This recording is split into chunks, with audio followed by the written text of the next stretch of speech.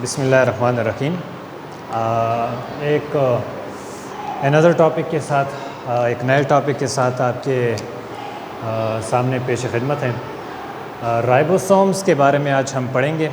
Ribosomes जो है basically क्या है, ठीक है, कहाँ कहाँ पे पाए जाते हैं, किन दो चीज़ों पर ये मुश्तमिल होता है, ठीक है, किन ऑर्गेनिज़म्स में ये प्रेजेंट होता है।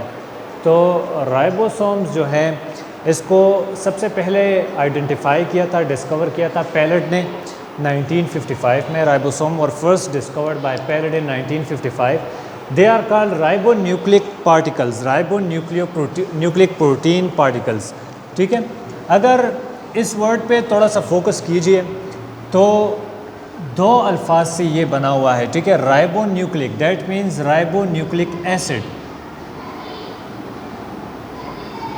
राइबोन्यूक्लिक एसिड या फिर आरएनए, हम जानते हैं कि एक क्या है, न्यूक्लियोटाइड है, पॉलीन्यूक्लियोटाइड है, ठीक है। और प्रोटीन जो है ये भी एक बायो मॉलिक्यूल्स है, बायोलॉजिकल मॉलिक्यूल है, ठीक है, ऑर्गेनिक मॉलिक्यूल है। तो ये बेसिकली राइबोन्यूक्लिक एसिड प्रोटीन से बने होते हैं, ठीक है, राइबोन्यूक्लिक एसिड प्रोटीन्स, ठीक है। ऑकरेंस इसकी क्या है, यानी कि सेल के किन किन जगहों पे ये पाए जाते हैं। तो राइबोसोम जो है हम कहते हैं कि they are dispersed in the cytoplasm,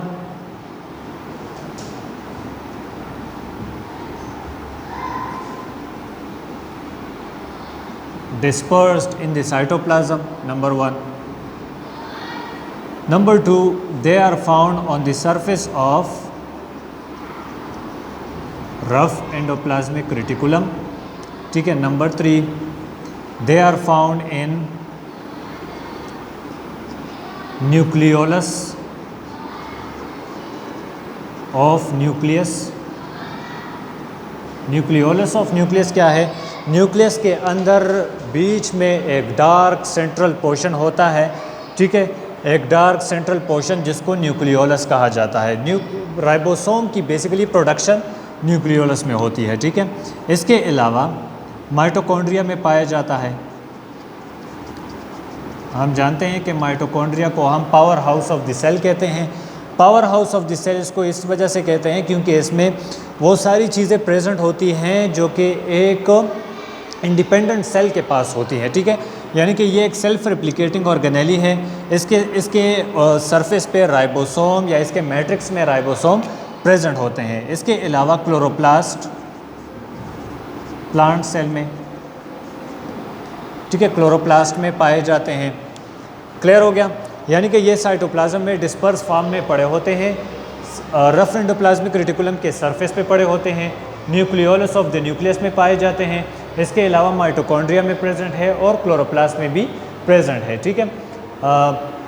फिर इसके स्ट्रक्चर की तरफ जब हम आते हैं, ठीक है, तो राइबोसोम जो है basically composed of two particles, two sub units.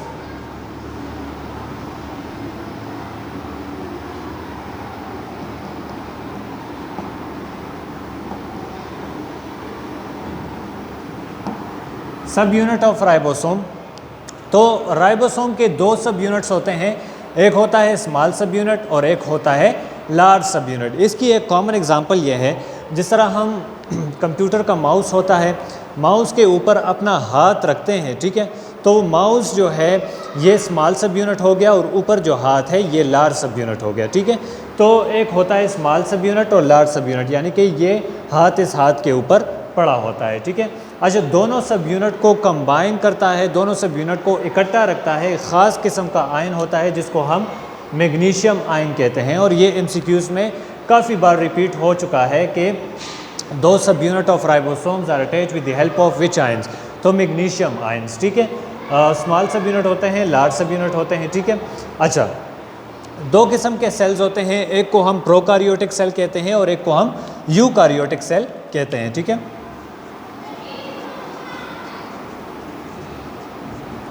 Ribosome एक ऐसी ऑर्गेनेली है जो कि प्रोकारियोटिक सेल में भी पाया जाता है, ठीक है।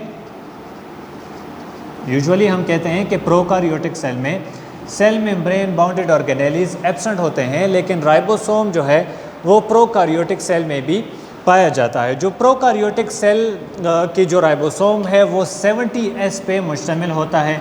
अब ये S क्या चीज़ है तो इसको आगे जाके हम डिस्कस करते हैं, ठीक है। हमने यहाँ पे डिस्कस किया कि ये 2 सब यूनिट पे मुश्तमिल होता है, यानी कि एक होता है स्मॉल सब यूनिट और एक होता है लार्ज सब यूनिट। यहाँ पे जो लार्ज सब यूनिट है वो 50S है, जबकि स्मॉल सब यूनिट जो है वो 30S है। तो अगर हम इसको प्लस करते हैं तो ये हमारे पास 80 आता है, ठीक है। 80 स्वेटबर्ग या 80S रेट ऑफ सेडिमेंटेशन इसका साइज़ बनता है, लेकिन यहाँ पे तो 70 है। तो जो 10 है वो कहाँ जाता है, तो 10 जो है वो बेसिकली इसमें यूटिलाइज हो जाता है। जिस तरह हम एक माउस के ऊपर हाथ रखते हैं तो हमारे ये फिंगर जो है वो माउस के साइड पे आ जाते हैं, ठीक है। डैट मीन्स कि वो इसमें यूज़ हो जाते हैं, यूटिलाइज हो जाते हैं, ठीक है। तो यहाँ पे -10 यानी कि 10S जो है वहाँ पे यूटिलाइज हो गया है, ठीक है। जबकि यूकारियोटिक सेल की जब हम बात करते हैं, ओके, वो बेसिकली 80 स्वेटबर्ग साइज से बना होता है, ठीक है। 80 स्वेटबर्ग साइज से, जिसमें लार्ज सब यूनिट जो है वो 60S है, जबकि स्मॉल सब यूनिट 40S है, ठीक है। अब यहाँ पे 60 और 40 को प्लस किया जाए तो 100 बनते हैं, जबकि यहाँ पे 80S है, तो इसमें 20 जो है वो यूटिलाइज हो जाते हैं, ठीक है। यानी कि 20 स्वेटबर्ग यूनिट या रेट ऑफ सेडिमेंटेशन इसमें यूटिलाइज हो जाते हैं। अब यहाँ पे क्वेश्चन ये रेज होता है कि इसमें जो S मैंने लिखा हुआ है तो ये S बेसिकली क्या है, ठीक है। तो S हम कहते हैं कि it is a unit of sedimentation. S is a unit of sedimentation.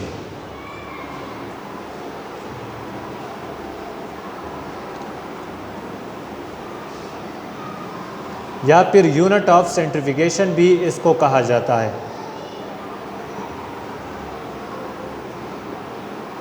ठीक है। सेंट्रीफ्यूज मशीन हम ऑलरेडी जानते हैं, ब्लड से या किसी भी चीज़ का प्लाज्मा निकालने के लिए हम उस सैंपल को सेंट्रीफ्यूज मशीन में रखते हैं, उसको रिवोल्यूट करते हैं, ठीक है। उसको जो है एक तेज़ स्पीड के साथ घुमाते हैं तो उसका जो प्लाज्मा होता है वो नीचे चला जाता है, जो सेल डेब्रिस होते हैं वो ऊपर की तरफ आ जाते हैं, ठीक है। तो बेसिकली ये S जो है ये यूनिट ऑफ सेडिमेंटेशन है या यूनिट ऑफ सेंट्रीफ्यूगेशन है, या इसको हम रेट ऑफ सेडिमेंटेशन भी कह सकते हैं, ठीक है। अच्छा, तो MCQs आ सकते हैं कि प्रोकार्योटिक सेल में लार्ज सब यूनिट कितना है, स्मॉल सब यूनिट कितना है, यूकार्योटिक सेल में लार्ज सब यूनिट कितना है, स्मॉल सब यूनिट कितना है, टोटल इसकी साइज़ क्या है, ठीक है। तो ये सारी चीज़ें यहाँ पे ऑलरेडी डिस्कस हो गई हैं, ठीक है। इसके फंक्शन की तरफ आते हैं तो राइबोसोम का जो एक वाइटल रोल है, जो एक की रोल है, जो इसका एक मेन फंक्शन है वो प्रोटीन फॉर्मेशन है।